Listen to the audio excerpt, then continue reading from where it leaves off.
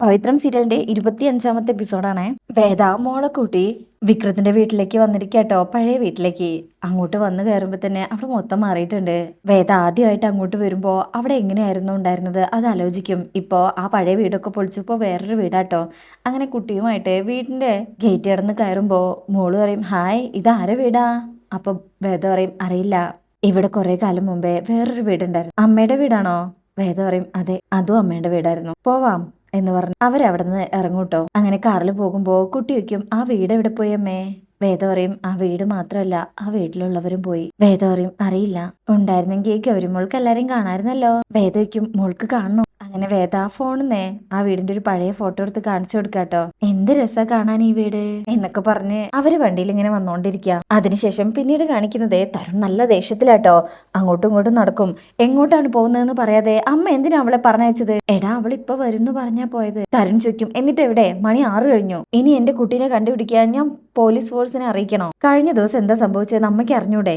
അമ്മ പറയും, കുഞ്ഞിന്റെ കാര്യത്തിൽ വേദയ്ക്ക് ഉത്തരവാദിത്വം ഉണ്ടാവില്ലേ തരുൺ? തരുൺ പറയും, എന്ത് ഉത്തരവാദിത്വം? എന്തെങ്കിലും സംഭവിച്ച അവൾക്ക് എന്താ നഷ്ടം? കുഞ്ഞിനെ നോക്കാൻ വന്ന് കുടുംബത്തിന്റെ ഭാഗമായ ഒരാൾ, അതിനപ്പുറം അവളും എന്റെ മോളും തമ്മിൽ എന്താ ബന്ധം? അമ്മ പറ, അതിൽ കൂടുതൽ എന്ത് ഉത്തരവാദിത്തം ഉണ്ടാവേണ്ടത്? പുറത്തേക്ക് കുഞ്ഞുമായി പോവണ്ടെന്ന് അമ്മയ്ക്ക് പറയായിരുന്നില്ലേ? അങ്ങനെ പറഞ്ഞോണ്ടിരിക്കുമ്പോ വേദയുടെ കാർ അങ്ങോട്ട് വരും. ഇത് തോട്ടത്തിൽ നിന്ന് കാണുന്ന അവരുടെ സെർവന്റ് ഓടി വന്ന് വേദ വന്നിട്ടുണ്ടെന്ന് പറയാം. തരുൺ ദേഷ്യത്തിൽ പോകാൻ തുടങ്ങുമ്പോ തന്നെ സേതുലക്ഷ്മി പറയും, തരുൺ, എന്തെങ്കിലും പറയാനുണ്ടെങ്കിൽ അത് കുഞ്ഞിന്റെ മുന്നിൽ വെച്ച് ആവരുത്. നിങ്ങൾ തമ്മിൽ എന്തെങ്കിലും പറഞ്ഞു മുഷിയുന്നത് കുഞ്ഞ് കേൾക്കരുത്. അതിൽ എനിക്ക് നിർബന്ധമുണ്ട്. അങ്ങനെ തരുൺ അത് കേട്ടിട്ടാണ് പുറത്തേക്ക് പോകുന്നത്. വേദ കാറിന്റെ പേയ്മെന്റ് ഒക്കെ നടത്തിയിട്ട് ഇങ്ങോട്ട് വരിക. അച്ഛാ എന്ന് വിളിച്ച് മോള് ഓടി വരും. തരുൺ ചോദിക്കും, എങ്ങോട്ടാ പോയത്? ഗൗരിമോള് പറയും, അമ്മ എന്നെ ഒരുപാട് സ്ഥലം കാണിച്ചു തന്നു. തരുൺ പറയും, പുറത്തൊക്കെ പോയതല്ലേ, മോള് പോയി കുളിച്ചിട്ട് വാ. അമ്മയ്ക്ക് കൊടുക്കും. വാ മോളെ എന്ന് വിളിച്ച് സേതുലക്ഷ്മി കുട്ടിയെ കൂട്ടി അവിടെ നിന്ന് പോകും. വേദ അകത്ത് പോകാൻ തുടങ്ങുമ്പോ തരുൺ വിളിക്കും, വേദ, ഇതിനി ആവർത്തിക്കരുത്. വേദ ദേഷ്യത്തിൽ നോക്കുമ്പോ തരുൺ പറയും, പറഞ്ഞത് മനസ്സിലായില്ലേ? വേദ പറയും, ഇല്ല. തരുൺ പറയും, കുഞ്ഞിനെ കൂട്ടി ഇനി തനിച്ച് പുറത്തു പോവരുത്. വേദയ്ക്കും കാരണം. തരുൺ പറയും, എനിക്കത് ഇഷ്ടമല്ല, അത്ര തന്നെ. വേദ പറയും, അവളെ കൂട്ടി ഞാനല്ലേ പോയത്, വേറെ ആരും അല്ലല്ലോ. തരുൺ ചോദിക്കും, അങ്ങനെ ചോദിക്കാതെയും പറയാതെയും കൊണ്ടുപോകാൻ വേദയ്ക്ക് എന്താ അധികാരം? അവൾ എന്റെ കൂടെ കുഞ്ഞല്ലേ? തരുൺ പറയും, അല്ല. വേദ അങ്ങ് ഷോക്കാവട്ടോ. തരുൺ പറയും, ഗൗരി എന്റെ കുഞ്ഞാ, അവളെ നോക്കാൻ ഒരു സമയത്ത് വന്ന ആള് മാത്രമാണ് വേദ. നാവ് വഴങ്ങി വന്നപ്പോ അമ്മാന്ന് വിളിച്ച് ശീലിച്ചത് ഞാനായിട്ട് മുടക്കിയില്ല എന്ന് മാത്രം. അതിനർത്ഥം പ്രസവിച്ച അമ്മയുടെ എല്ലാ അവകാശം ഉണ്ടെന്നല്ല. ഏത് നിമിഷവും എന്തും നടക്കാന്നുള്ള അവസ്ഥയിലാ. നീയും കൂടെ പോയി റെഡി നടത്തിയതിന്റെ ബാക്കിയായിട്ടാണ് അന്ന് ആ ആക്രമണം ഉണ്ടായത്. അവളുടെ ജീവൻ വെച്ചുള്ള ഒരു കളിക്ക് ഞാൻ തയ്യാറാവില്ല. ഞാൻ പറയുന്നത് മനസ്സിലാവുന്നുണ്ടോ? വേദ പറയും, അവളുടെ ജീവൻ വെച്ചൊരു കളിക്ക് ഞാൻ തയ്യാറാവുന്നു തോന്നുന്നുണ്ടോ തരുണേ? അവളുടെ മനസ്സൊന്ന് വിങ്ങിയാ അതെനിക്ക് മനസ്സിലാകും. അതെന്താണെന്നറിയോ നിങ്ങൾക്ക് എന്ന് വിരൽ ചൂണ്ടി ചോദിച്ച് നിൽക്കുമ്പോഴേക്കും മോളെ എന്ന് വിളിച്ച് സേതുലക്ഷ്മി അങ്ങോട്ട് വരും. ഗൗരി മോൾ ഇപ്പൊ കുളിപ്പിച്ച് കൊണ്ടുവരും. ഇതുവരെ കാണാത്തതൊന്നും അവൾ ഇനി കാണരുത്, പ്ലീസ് എന്ന് പറയുമ്പോ തരുണൊന്നും മിണ്ടുന്നില്ല. വേദാത്തേക്ക് കയറിപ്പോ തരുണിനോട് പറയും, കുഞ്ഞു നിന്റെ ആയിരിക്കാം, പക്ഷെ അവളുടെ മാറത്ത് കിടന്ന അവള് വളർന്നത്. അവളുടെ ചൂടേറ്റ ഒരമ്മ കൂടെ വേണ്ട കാലത്തോളം ഗൗരിമോൾ ജീവിച്ചത്. ഇനിയിപ്പൊ അവളെ ഒറ്റയ്ക്ക് വളർത്താന്ന് നിനക്ക് തോന്നിയിട്ടുണ്ടാവാം, പക്ഷെ അത് ചെയ്യേണ്ടത് നന്ദികേട് കാണിച്ചുകൊണ്ടല്ല. എല്ലാത്തിനും ദൈവം ഒരാൾ സാക്ഷിയുണ്ട്, അത് ഓർത്തോ മോനെ എന്ന് പറഞ്ഞ് സേതുലക്ഷ്മി അവിടുന്ന് പോകും. തരുൺ കുഞ്ഞിന് എന്തെങ്കിലും പറ്റുമെന്നുള്ള പേടിയില് ആ ഒരു വിഷമത്തിലിരിക്കാട്ടോ. ഇതേ സമയം വേദ അകത്ത് റൂമിൽ ചെന്ന് ഇങ്ങനെ കരയാ. സേതുലക്ഷ്മി വേദയുടെ അടുത്തേക്ക് ചെന്നിട്ട്, വേദ, ഇങ്ങനെ ഒരു സിറ്റുവേഷൻ വരുന്നുള്ളത് കൊണ്ടാ മോളെ ഞാൻ ആദ്യമേ വിലക്കിയത്. എനിക്ക് നിന്റെ വിഷമം മനസ്സിലാവും മോളെ, പക്ഷെ അവന്റെ ഭാഗത്തുനിന്ന് ആലോചിച്ച് നോക്കിക്കേ. വേദ പറയും, അപ്പൊ എന്റെ ഭാഗത്തുനിന്ന് ആലോചിക്കണ്ട അമ്മേ?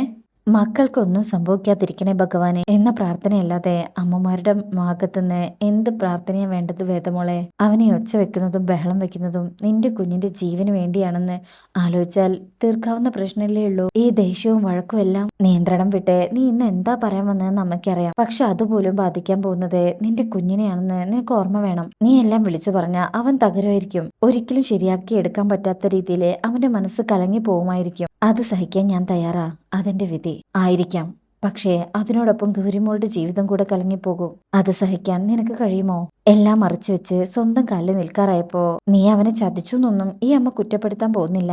പക്ഷേ ഇത്ര നാളും കൂടെ കാത്ത നിനക്ക് കുറച്ചുകൂടെ കാത്തൂടെ മോളെ? നമ്മുടെ ഗൗരിക്കുഞ്ഞിനെ ഉൾക്കൊള്ളാൻ കഴിയുന്നവരെങ്കിലും. വേദ പൊട്ടിക്കരയുമ്പോ അമ്മ ചേർത്ത് പിടിച്ചിട്ട് പറയും, ഈ വീട്ടിൽ വെച്ച് ഇനി നമ്മൾ ഇങ്ങനത്തെ കാര്യങ്ങൾ സംസാരിക്കാതിരിക്കാൻ നോക്കണം. ഗൗരിമോളുടെ പ്രായം അറിയാലോ, എന്താ എങ്ങനെയാന്നുള്ള ചോദ്യങ്ങൾ ചോദിക്കാൻ തുടങ്ങുന്നത് ഈ കാലയളവിലാണ്. ശ്രദ്ധിക്കണം മോളെ, ഇത്രയും കാലം കൊണ്ടു നടന്നത് ഒരു ദിവസം കൊണ്ട് ഇല്ലാതാക്കരുത്. പിന്നെ അറിയാലോ, ഷീലയ്ക്ക് മലയാളം കേട്ടാൽ മനസ്സിലാക്കും. സംസാരിക്കുമ്പോൾ അതും മനസ്സിലുണ്ടാവണം. വേദ മൂളും ശരിയെന്ന് പറഞ്ഞ സേതുലക്ഷ്മി അവിടുന്ന് പോകും. അതിനുശേഷം പിന്നീട് കാണിക്കുന്നത് തരുൺ വിക്രമിന്റെ ആ റിട്ടയർഡ് പോലീസ് ഉദ്യോഗസ്ഥന്റെ അടുത്തേക്ക് വന്നിരിക്കാട്ടോ. അങ്ങേർക്ക് മനസ്സിലായിട്ടില്ല.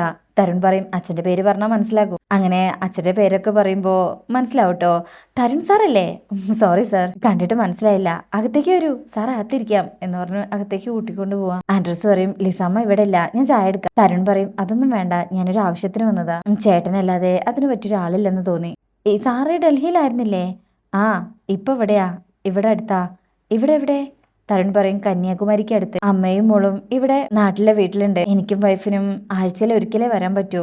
ഇപ്പൊ മോളെ നോക്കാൻ ആളില്ല. അതിനാണോ സാർ ഇത്രയും തിരക്ക് പിടിച്ചു വന്നത്? എത്രയോ ഏജൻസികളില്ലേ, ഫോൺ ചെയ്തു കഴിഞ്ഞാൽ അവരാളെ എത്തിക്കില്ലേ? തരുൺ പറയും അതെ, പക്ഷേ എനിക്ക് അങ്ങനെ ഒരാളല്ല ആവശ്യം. തരുൺ എന്നിട്ട് അന്ന് സംഭവിച്ച ആ ആക്സിഡന്റിനെ കുറിച്ചും കാര്യങ്ങളൊക്കെ വിശദമായിട്ട് ആൻഡ്രൂ സാറിന്റെ അടുത്ത് പറയാം. മോളുടെ ഒപ്പം ഏത് സമയത്തും ഉണ്ടാവുന്ന ഒരാള്, അവള് സ്കൂളിൽ പോകുമ്പോഴും പുറത്തു പോകുമ്പോഴൊക്കെ ബോഡി ഗാർഡിനെ പോലെ കൂടെ നിർത്താൻ പറ്റുന്ന ഒരാള്. അങ്ങനെ ഒരാളെ കണ്ടെത്താൻ ഏറ്റവും കറക്റ്റ് ആയ ഒരാള് ആൻഡ്രൂ സേട്ടനാണെന്ന് തോന്നുന്നു. ആൻഡ്രൂ സാർ പറയും അതിപ്പോ അങ്ങനെ ഒരാളെന്ന് പറയുമ്പോ തരുൺ പറയും ആൻഡ്രൂ സേട്ടനെ ഒന്ന് ആലോചിക്കേ, പറ്റുന്ന ആളെ കിട്ടിയാ അറിയിക്കണം, എന്നിട്ട് നമുക്ക് ആലോചിക്കാം. എന്നാ ഞാൻ വരട്ടെ. ചായ കുടിക്കാന്ന് പറയുമ്പോ അതിനൊക്കെ സമയമുണ്ട്, എല്ലാ വീക്കെൻഡിലും ഞാൻ ഇവിടെ ഉണ്ടാവും എന്ന് പറഞ്ഞ് തരുൺ അവിടെ നിന്ന് ഇറങ്ങാം. അങ്ങനെ കറങ്ങി തിരിഞ്ഞ് അവസാനം അത് വിക്രമിന്റെ അടുത്ത് എത്താട്ടോ. അതായത് ആൻഡ്രൂ സാറ് വിക്രമുമായിട്ട് പുറത്തുനിന്ന് സംസാരിക്കുക. ഇത് കേൾക്കുന്ന വിക്രം പറയും ആൻഡ്രൂ സാർ ഇതെന്താ പറയുന്നത്? ഈ പണിയൊന്നും എനിക്ക് ശരിയാവില്ല. ബേബി സിറ്ററെ. അപ്പോ ആൻഡ്രൂ സാർ പറയും ഇതങ്ങനെ ഒരു ബേബി സിറ്ററുടെ പണിയല്ല. അങ്ങനെയാണെങ്കിൽ അവർക്ക് ഏതെങ്കിലും ഏജൻസി വിളിച്ച് ഏതെങ്കിലും സ്ത്രീകളെ ഏർപ്പെടാക്കിയ പോരെ? എന്നെ അന്വേഷിച്ച് ഇവിടം വരെ വരണോ? അവർക്ക് വേണ്ടത് ആ കുട്ടിക്ക് ഒരു ബോഡി ഗാർഡിനെയാണ്. ഈ തരുണയ്യർ എന്ന് പറയുന്ന ആള് സ്ട്രെയിറ്റ് ഫോർവേഡ് ആയിട്ടുള്ള ഒരാളാണ്. അവരുടെ ഭാര്യ അതെ. അങ്ങനെയുള്ളവർക്ക് ഉണ്ടാവുന്ന ശത്രുക്കളെ കുറിച്ച് അറിയാലോ. ശത്രുത ഇപ്പോ കുട്ടിക്ക് നേരെയും തിരിഞ്ഞു തുടങ്ങി. അതിൽ നിന്ന് അവളെ രക്ഷിക്കാൻ ഒരാള് വേണം. വിക്രം പറയും ഒരർത്ഥത്തിൽ അവർക്കും വേണ്ടത് ഒരു ഗുണ്ടയാണല്ലേ? ഏയ്, അങ്ങനെ നീ കാണണ്ട. അങ്ങനെ ഒരു പണിയാണെന്ന് തോന്നിയാ ഞാൻ നിന്നെ പറഞ്ഞു വിടോ? എനിക്ക് നോ പറയാൻ പറ്റാത്തൊരു ഫാമിലിയാ. നീ വാ, ഞാൻ പറയട്ടെ എന്ന് പറഞ്ഞ് അവർ ആ കൊടക്കീഴില് നടന്നുകൊണ്ട് സംസാരിക്കുക. അങ്ങനെ എല്ലാം വിശദീകരിച്ചു കഴിയുമ്പോ വിക്രം പറയും സാറ് പറയുന്നത് എനിക്ക് മനസ്സിലായി, പക്ഷേ ആൻഡ്രൂ സാർ പറയും ഡിപ്പാർട്ട്മെന്റിൽ നിന്ന് വരെ തിരിച്ചു പണി കിട്ടാൻ സാധ്യതയുള്ള ആളാണ് തരുൺ സാർ. അങ്ങനെയുള്ള ആൾക്ക് എനിക്ക് കൊടുക്കാൻ പറ്റുന്ന ഏറ്റവും വലിയ ഉറപ്പാണ് തന്നെ പോലെ ഒരാള്. മാത്രമല്ല ഇതൊരു തുടക്കമാണെങ്കിലോ നിന്റെ കഴിവും വിദ്യാഭ്യാസ യോഗ്യതയും അറിയുമ്പോ മറ്റൊരു വാതിൽ തുറന്നു തരാൻ തരുൺ സാറിനെ കൊണ്ട് പറ്റിയാലോ? നമ്മുടെ നാട്ടുകാരുടെ സ്വഭാവം അറിയാലോ. അവരെപ്പോഴും ഒരു ജയിൽ പുള്ളി എന്നുള്ള ലേബലിൽ നിന്നെ കാണും. അത് മാറിയെടുക്കാൻ കുറച്ചുനാൾ എടുക്കും, അല്ലെങ്കിൽ പുറത്തേക്ക് എങ്ങാനും പോണം. ഇപ്പോഴത്തെ അവസ്ഥയിൽ അച്ഛനെ വിട്ട് മാറി നിൽക്കാൻ നിനക്ക് പറ്റുമോ? വിക്രം പറയും അത് ആലോചിക്കാനേ പറ്റില്ല. ആൻഡ്രൂ സാർ പറയും അതുകൊണ്ടാ ഞാൻ പറഞ്ഞത് ആദ്യം നീ മുടിയും താടിയും വെട്ടി ഒന്ന് കോലത്തിലാവ്, എന്നിട്ട് ഞാൻ പറയുന്ന പോലെ ചെയ്യും. ഒന്നില്ലെങ്കിലും ഒരു കുട്ടിയുടെ കൂടെ അല്ലേടാ, അത് മനസ്സിന് സന്തോഷം നൽകുന്ന കാര്യല്ലേ? ഓക്കെ, മറ്റു കാര്യങ്ങൾ ഞാൻ വിളിച്ചറിയിക്കാം. വിക്രം താല്പര്യമില്ലാതെ സമ്മതം മൂളിയിരിക്കാം. അതിനുശേഷം പിന്നീട് കാണിക്കുന്നത് മാഷും മാഷിന്റെ അയൽവാസിയും കൂടെ ഓരോന്നിരുന്ന് സംസാരിക്കാൻ തുടങ്ങാട്ടോ. അപ്പോഴായിരിക്കും വിക്രം അങ്ങോട്ട് വരുന്നത്. എന്തായി പോയ കാര്യം? ആൻഡ്രൂ സാർ എന്തു പറഞ്ഞു? അപ്പൊ വിക്രം പറയും ഒരു ജോലി ശരിയായിട്ടുണ്ട്, ഹൗസ് ഓണർക്ക് സന്തോഷമുള്ള വാർത്തയാണല്ലോ എന്ന് പറഞ്ഞ് അങ്ങോട്ട് എത്തും. എവിടെയാ? മാഷു ചോദിക്കും. വിക്രം പറയും ഒരു വീട്ടിലാ. എന്ന് വെച്ചാ? വിക്രം പറയും ഒരു ബോഡി ഗാർഡിന്റെയാ. വ്യക്തമായിട്ട് പറ വിക്രം. ഒരു പോലീസ് ഉദ്യോഗസ്ഥന്റെ 5 വയസ്സുള്ള കുട്ടിയുടെ ബോഡി ഗാർഡ് ആയാന്നൊക്കെ പറയില്ലേ, ഒരു തരത്തിൽ അത് തന്നെ. ഈ പണിക്കാണോ ആൻഡ്രൂ സാർ നിന്നെ വിളിപ്പിച്ചത്? ഹൗസ് ഓണർ പറയും ജയിലിൽ വെച്ച് മാസ്റ്റർ ഡിഗ്രി ഒക്കെ എടുത്തതല്ലേ, വേറെ എന്തൊക്കെ ജോലിക്ക് ട്രൈ ചെയ്യാം. ഇത്രയും കാലം ജയിലിൽ കഴിഞ്ഞ ഒരു പേരുള്ളതുകൊണ്ട് എവിടെ ചെന്നാലും ജോലി കിട്ടാൻ പാടാ. അത് എത്ര പെട്ടെന്നൊന്നും മാഞ്ഞു പോവില്ല. കൊള്ളാവുന്ന സ്ഥലത്തൊക്കെ ബാക്ക്ഗ്രൗണ്ട് ചെക്കിംഗ് ഉണ്ട്. മയക്കുമരുന്ന് കയ്യിൽ വെച്ചതിനും ആളെ കൊന്നതിനും ജയിലിൽ പോയ ഒരാളെ ആ പേര് അത്ര പെട്ടെന്നൊന്നും പോവില്ലല്ലോ. അപ്പോ മാഷ് പറയും രണ്ടിലും നീ നിരപരാധിയായിരുന്നല്ലോ, കുറ്റക്കാരനായി എന്നുള്ളതാ വാർത്ത. കുറ്റവിമുക്തൻ നമ്മുടെ നാട്ടിലൊരു വാർത്തയല്ല അച്ഛാ, ഏത് കേസാണെങ്കിലും. അപ്പോ ഓണർ വയ്ക്കും വിക്രം എന്ത് തീരുമാനിച്ചു? ഞാനത് ചെയ്യാന്ന് സമ്മതിച്ചു അരവിന്ദേട്ടാ. എന്താ വിക്രം നീ പറയുന്നത്? മാഷ് ചോദിക്കുമ്പോ വിക്രം പറയും ഡൽഹിയിലെ വലിയ പോലീസ് ഉദ്യോഗസ്ഥനായിരുന്നു ഈ കുട്ടിയുടെ അച്ഛൻ. ട്രാൻസ്ഫർ ആയിട്ട് ഇപ്പൊ വന്നതാ. Wife sub collector. ആൻഡ്രൂ സാറിന്റെ അടുത്ത സുഹൃത്തായിരുന്നു ഈ സാറിന്റെ അച്ഛൻ. പുള്ളിക്കാരൻ മരിച്ചുപോയി. ആൻഡ്രൂ സാറിന് ഒരുപാട് സഹായങ്ങളൊക്കെ ചെയ്തിട്ടുണ്ട്. ആൻഡ്രൂ സാറിനെ നോ പറയാൻ പറ്റാത്ത ഫാമിലിയാ. അച്ഛനറിയാലോ, സാറ് പറഞ്ഞാ എനിക്ക് അനുസരിക്കാതിരിക്കാൻ പറ്റില്ല. ഈ കുഞ്ഞിന്റെ അച്ഛൻ DYSP-യാ. ആൾക്ക് കുറച്ച് ശത്രുക്കളും ഉണ്ട്. കുട്ടിയുടെ സുരക്ഷിത ഉറപ്പാക്കാൻ മുഴുവൻ സമയവും കാവല. മാഷു പറയും അത് അപകടമല്ലേ, വീണ്ടും പഴയ ജീവിതത്തിലേക്ക് തന്നെ മടങ്ങുന്നത് പോലെ ആവില്ലേ? വിക്രം പറയും പക്ഷെ ഒരു വ്യത്യാസമുണ്ട്, ഇവിടെ പോലീസിന്റെ പിന്തുണയുണ്ട്. അങ്ങനെ ഒരു ബന്ധം ഉണ്ടാവുന്നതും സാധ്യതയാണല്ലോ. മാഷു പറയും എന്നാലും എനിക്കെന്തോ അരവിന്ദേട്ടൻ പറയും എന്തായാലും പോയി നോക്കട്ടെ, താല്പര്യമില്ലെങ്കിൽ ഉപേക്ഷിക്കാലോ. മോൻ പറഞ്ഞതുപോലെ അങ്ങനെയുള്ള ആൾക്കാരുമായിട്ട് ഒരു ബന്ധം ഉണ്ടാക്കുന്നത് നല്ലതാ, ഒരുപക്ഷെ നല്ലൊരു ജോലി കിട്ടാൻ ഇത് സഹായിച്ചെങ്കിലോ. വിക്രം പറയും ഞാനും അതാ കരുതുന്നത്, പിന്നുള്ളത് എന്നും വരാൻ പറ്റില്ല, അതാ പ്രശ്നം. മാഷോയ്ക്കും അതെന്താ, ആ കുട്ടിയുടെ അച്ഛനും അമ്മയും വീക്കെൻഡിലേ വരുള്ളൂ, വെള്ളിയാഴ്ച സ്കൂൾ വിട്ട് എത്തിയാ എനിക്ക് ഇങ്ങോട്ട് പോരാം, പിന്നെ തിങ്കളാഴ്ച സ്കൂളിൽ നിന്ന് തിരിച്ചു പോരാൻ നേരത്തെ ഞാൻ എത്തണം. ആദ്യത്തെ കുറച്ചു ദിവസം അങ്ങനെയാ പറഞ്ഞത്. മാഷ് പറയും അപ്പൊ ഞാനിവിടെ. അരവിന്ദേട്ടൻ പറയും ഇവിടെ ഞങ്ങളൊക്കെ ഇല്ലേ മാഷെ, നമുക്ക് 2 വയസ്സന്മാർക്കും രസമായിട്ട് കൂടാന്നേ. വിക്രമിന് ചിലപ്പോ ഭാഗ്യം വരാൻ പോകുന്നത് ഇങ്ങനെ ആയിരിക്കും. അങ്ങനെ പറഞ്ഞോണ്ട് നിൽക്കുമ്പോഴേക്കും ആമി അങ്ങോട്ട് വരും. ഞങ്ങളെ രണ്ടാളെയും നോക്കാൻ ആമി ഉണ്ടല്ലോ, അതുപോരെ. ആമി വയ്ക്കും എന്താ 3 പേരും കൂടെ വലിയ ഡിസ്കഷനിലാണല്ലോ. വിക്രമിനൊരു ജോലി കിട്ടി, അതേക്കുറിച്ച് സംസാരിക്കായിരുന്നു. ആമി കൺഗ്രാറ്റ്സ് ഒക്കെ പറയും. എവിടെയാ?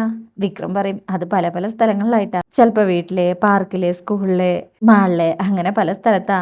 മാഷിന് ഇത് ഇഷ്ടായിരുന്നില്ല കേട്ടോ. ആമി പറയും അത് നന്നായി, അപ്പൊ ബോറടിക്കില്ല, ഞാൻ ചായ എടുക്കാന്ന് പറഞ്ഞ അവിടെ നിന്ന് പോകും. മാഷിന്റെ മുഖം കാണുമ്പോ അരവിന്ദേട്ടൻ പറയും മാഷ് എന്താ വല്ലാതിരിക്കുന്നേ. വിക്രം മാഷിനെ ചേർത്ത് പിടിച്ചിട്ട് പറയും ആൻഡ്രൂ സാറേ ഒരു കാര്യം പറഞ്ഞാ നോ പറയാൻ പറ്റില്ല അച്ഛാ. മാഷു പറയും എല്ലാ കാലത്തും നിനക്ക് മേൽ അധികാരം സ്ഥാപിച്ച ഒരുപാട് ആൾക്കാരുണ്ടായിരുന്നു, ഒരിക്കൽ ശ്രീകാര്യം ശ്രീനിവാസൻ, ഇപ്പം വിക്രം പറയും ശ്രീനി സാറിന്റെ വഴിയല്ല ആൻഡ്രൂ സാറിന്റേത്, ഇതിന്റെ പേരിൽ എനിക്ക് ഒരു കുഴപ്പം ഉണ്ടാവില്ല. മാഷു പറയും ആ കുട്ടിയെ നോക്കാൻ നടക്കുന്നതിനിടയിൽ നിനക്ക് എന്തെങ്കിലും പറ്റിയ, അയാളുടെ ശത്രുക്കൾ നിന്നെ എന്തെങ്കിലും ചെയ്താ. വിക്രം പറയും അങ്ങനെ ഒന്നും ഉണ്ടാവില്ല, ഉറപ്പ് എന്ന് പറഞ്ഞ മാഷ് ചേർത്ത് പിടിക്കണേ. മാഷിങ്ങനെ സന്തോഷമുണ്ട് എങ്കിലും വല്ലാത്തൊരു സങ്കടത്തിൽ ഇങ്ങനെ നിൽക്കുന്നിടത്താട്ടോ ഈ പാർട്ട് കഴിയുന്നത്. അപ്പൊ നിങ്ങൾക്ക് റിവ്യൂ ഇഷ്ടമായിട്ടുണ്ടെങ്കിൽ ചാനൽ എല്ലാവരും ഒന്ന് ലൈക്ക് ചെയ്യുക, സബ്സ്ക്രൈബ് ചെയ്യുക, സപ്പോർട്ട് ചെയ്യുക. താങ്ക്